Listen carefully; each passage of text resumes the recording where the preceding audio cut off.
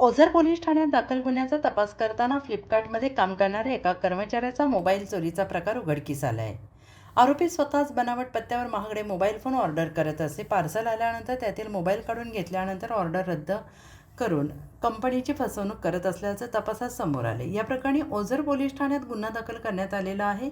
आरोपी अभिषेक लोकेश सिन्हा राहणार ओझर तालुका निफाड जिल्हा नाशिक याला अटक करण्यात आली आहे. आरोपीने चोरी करून विक्री केलेले विविध कंपन्यांचे एकूण 13 महागडे मोबाईल फोन पोलिसांनी हस्तगत केले आहेत. तर जप्त करण्यात आलेल्या मोबाईलमध्ये iPhone Apple 17 pro max, iPhone 16 pro, Google pixel X19, Samsung Galaxy 26 ultra यासारख्या मोबाईलचा समावेश असून त्याची किंमत एकूण 18,50,000 रुपये आहे. तांत्रिक विश्लेषणाच्या आधारे नागपूर, ओझर, नाशिक आणि पुणे येथून हे मोबाईल पोलीस पथकाने जप्त केले.